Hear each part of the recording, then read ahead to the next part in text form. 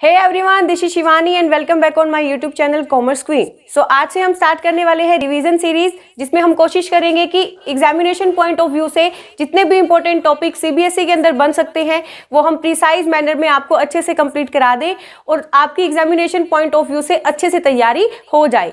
सो जल्दी से आज का टॉपिक स्टार्ट करते हैं बिना किसी देरी के। Let's start it.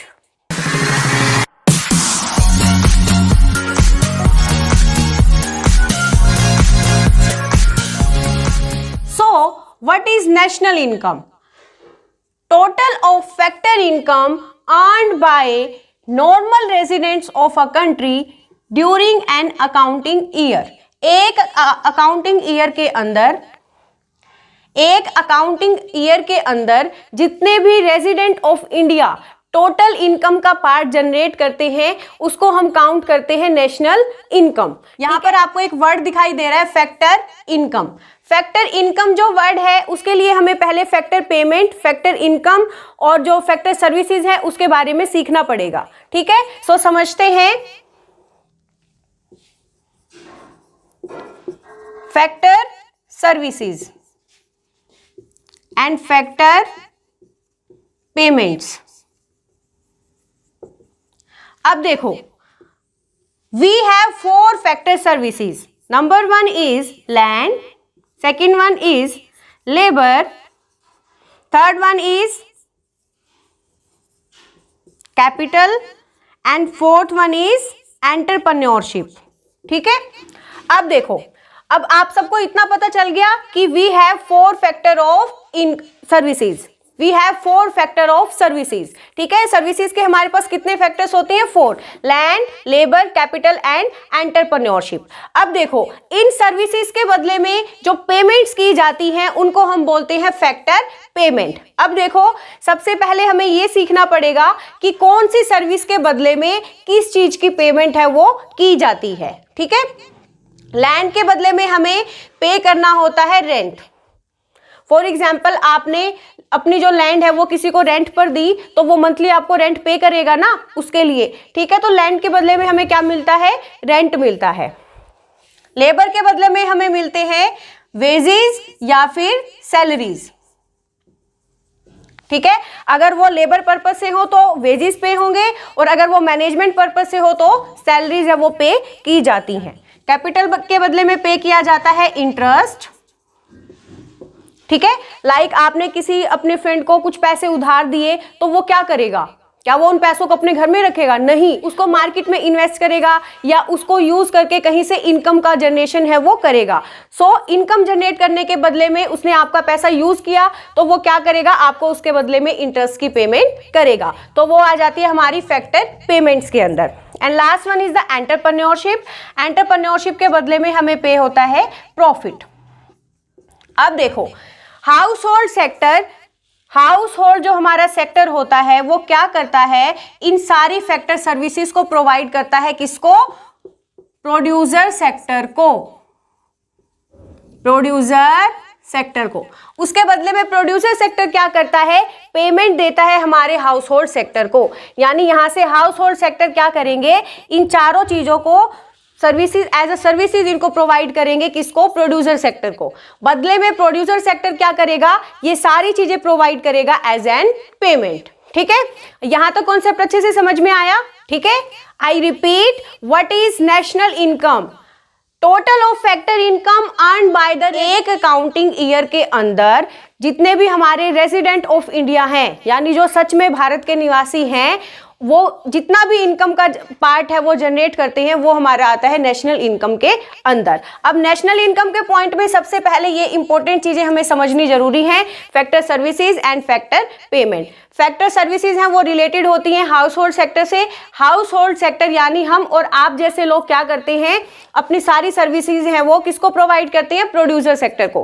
Producer sector क्या करेंगे? उन सर्विसेज का यूज करेंगे, वहां से इनकम को जनरेट करेंगे और बदले में हमें उसकी क्या देंगे? पेमेंट देंगे। तो लैंड के बदले में क्या पे होता है?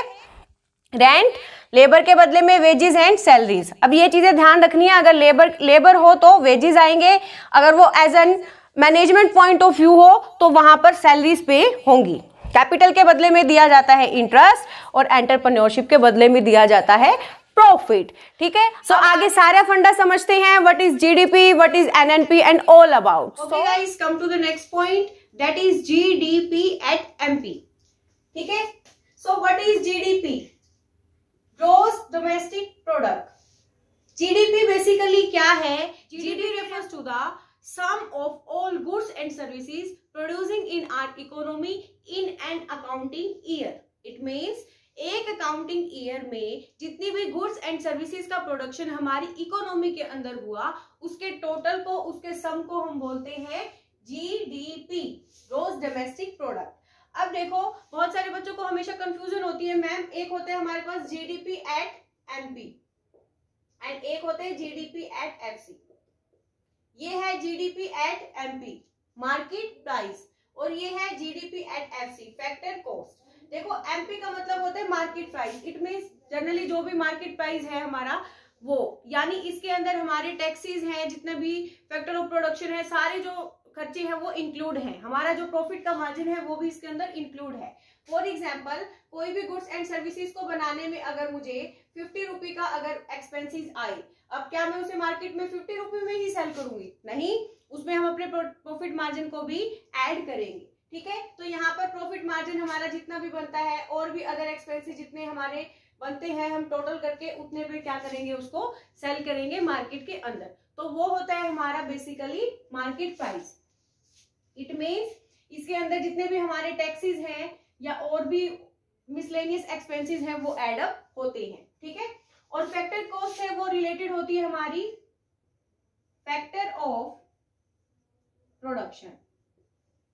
इट मीन्स जितने भी हमारे फैक्टर्स होते हैं, यूज होते हैं, फैक्टर ऑफ प्रोडक्शन यूज होते हैं, उनको हम क्या करेंगे, इसमें ऐड करेंगे। Factor of production in the sense जितना भी हमारा लाइटनिंग का खर्चा आया, प्लस जितना भी हमारा वाटर एक्सपेंसेस हुए, और भी जितने भी कंपनी में एक्सपेंसेस हुए, हमने सैलरीज पे की, हमने वेजेस पे किए, तो वो सारे क्या है हमारे लिए फैक्टर ऑफ प्रोडक्शन है। इट मींस वो सारे फैक्टर्स जिनका हमें खर्चा बियर करना पड़ा, किसके लिए? गुड्स एंड सर्विसेज को प्रोड्यूस करने के लिए, तो वो होता है हमारा फैक्टर कॉस्ट। तो हमें दोनों ही तरीके से जीडीपी और एनडीपी, एनएनपी इनको निकालना सीखना है।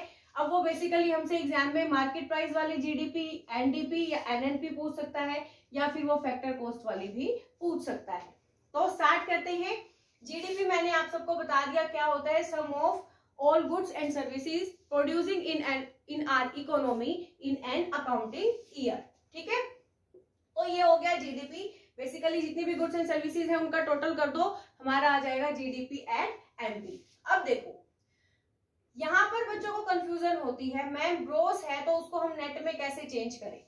अब देखो, अकाउंट्स में हम बेसिकली स्टार्टिंग से सीखते हैं, एक हमारे पास होता है ग्रॉस प्रॉफिट और एक हमारे पास होता है नेट प्रॉफिट। ग्रॉस प्रॉफिट में क्या है?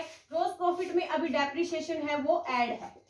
इट मींस इसमें से हमने डेप्रिसिएशन को अभी माइनस नहीं किया, ये वो खर्चा है, ये वो वाले एक्सपेंसेस है हमारे पास जिसमें अभी बहुत सारे चेंजेस होने बाकी हैं, यानी इसमें से माइनस होने बहुत सारी चीजें बाकी हैं। ये अभी प्योर वाला हमारे पास प्रॉफिट नहीं है, ग्रोस है, इसमें अभी बहुत कुछ एडलेस होगा। ठीक है, तो अब इसको नेट में चेंज करने के लिए हम क्या करेंगे, बेसिकली डेप्रिसिएशन को क्या कर देंगे, जीडीपी एट एमपी में से माइनस कर देंगे। अगर हम जीडीपी में से डेप्रिसिएशन को माइनस कर देते हैं तो हमारा जो ग्रोस वाली जीडीपी है वो किस में चेंज हो जाएगी, नेट में।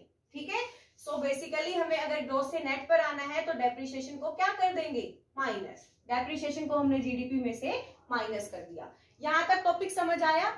जीडीपी एट एमपी बेसिकली क्या है, जितनी भी गुड्स एंड सर्विसेज हैं एक अकाउंटिंग ईयर में प्रोड्यूस हुई हमारी इकोनॉमी में, उनका टोटल है।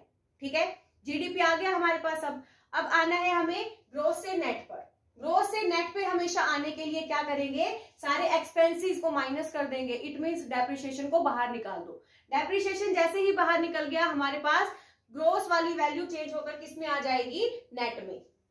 ऐसे ही तो करते हैं ना, ग्रोस से यहाँ नेट पर आने के लिए हम क्या करते हैं, सारे एक्सपेंसेस को माइनस कर देते हैं। तो ये सेम प्रोसेस है, ग्रोस से नेट पे आएंगे तो डेप्रिसिएशन यानी सारे एक्सपेंसेस को माइनस कर दो। अब ये आ गया हमारा नेट वाला डीपी, यानी net domestic product at MP.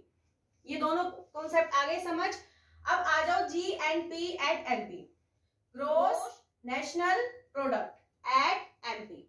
अब देखो ये भी सेम कैसे है, इन्हीं की तरह है, जैसे हमने जीडीपी को फाइंड आउट किया, और एनएनपी कैसे है, जैसे हमने एनडीपी को फाइंड आउट किया। सीखते हैं जीएनपी। अब देखो, जब भी जीएनपी का कॉन्सेप्ट आता है हमारे माइंड में एक ही जो वर्ड है क्लिक करना चाहिए, निफा।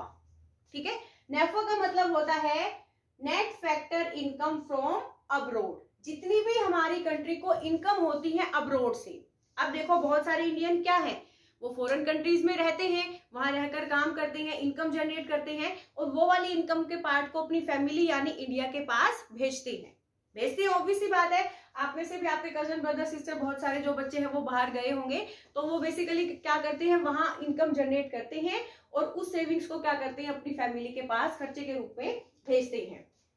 तो यहाँ पर सारी क्या आएंगी, नेट फैक्टर इनकम आएंगी, जो कि हम क्या करते हैं, बाहर जाकर जनरेट करते हैं। उनको हमने क्या करना है, जीडीपी में ऐड करना है। अगर हमें नेशनल वाला पी चाहिए तो देखो, ये है तो हमारी ग्रोस यानी घरेलू वाली, हमारी जो डोमेस्टिक टेरिटरी है उसकी बात हो रही है, इंडियन कंट्री की बात हो रही है। लेकिन जो इनकम हम बाहर से कमाकर अपने इंडिया में ला रहे हैं, फैक्टर इनकम बाहर से जो इंडिया में आ रही है, तो उसको भी हम ग्रोस में क्या करेंगे, यहाँ इंक्लूड करेंगे। ठीक है, सो नेफा है वो हमारा क्या हो जाएगा, ऐड हो जाएगा। अब जब इसके प्रैक्टिकल्स करेंगे तो ये आपको बहुत अच्छे से समझ में आएंगी। अब यहाँ भी वही फंडा, ग्रोस को हमने क्या करना है, नेट में चेंज करना है। ग्रोस को नेट में चेंज करने के लिए क्या करेंगे, चाहे वो जीएनपी का केस हो, जीडीपी का केस हो, कोई भी केस हो, जब भी हमें ग्रोस से नेट पर आना हो, डेप्रिसिएशन को हमेशा क्या करते हैं, माइनस करते हैं। आई रिपीट, ग्रोस से जब भी नेट पर आना हो, डेप्रिसिएशन को बाहर निकाल दो। ठीक है, तो नेट, अगर हमें नेशनल इनकम चाहिए, प्रोडक्ट चाहिए, तो क्या करेंगे हम, जीएनपी में से माइनस कर देंगे डेप्रिसिएशन। तो ये थे हमारे बेसिकली एमपी वाला कॉन्सेप्ट, यानी अगर हमें जीडीपी, जीएनपी, एनडीपी, एनएनपी, ये सारी चीजें अगर हमें मार्केट वैल्यू पर कैलकुलेट करनी है तो हम कैसे करेंगे। जीडीपी क्या है, बेसिकली टोटल है, ये तो बहुत सिंपल है, हम टोटल कर देंगे, सारे जितने भी गुड्स एंड सर्विसेज हमें मेंशन है टोटल कर दो। अब ग्रोस से नेशनल पर आने के लिए क्या करेंगे, डेप्रिसिएशन को माइनस करेंगे, चाहे वो एनएनपी का केस हो या वो एनडीपी का केस हो, डेप्रिसिएशन को हमेशा बाहर निकाल दो। ठीक है, रह गया हमारा जीएनपी। तो जीएनपी को कैलकुलेट करने के लिए क्या करेंगे, जीडीपी एट एमपी में ऐड कर दो नेफा, net factor income from abroad. ठीक है, अब आ जाते हैं हमारे फैक्टर कॉस्ट वाले पॉइंट पे। यही 4 कॉन्सेप्ट्स को हमने क्या करना है, अब हमने इसे फैक्टर कॉस्ट के पॉइंट ऑफ व्यू से समझना है। सो समझते हैं। ओके गाइस, अब आ जाते हैं एफसी यानी फैक्टर ऑफ कॉस्ट। ठीक है, फैक्टर कॉस्ट क्या है, which is basically related to the factor of production. It means जो किससे को रिलेटेड है, प्रोडक्शन से।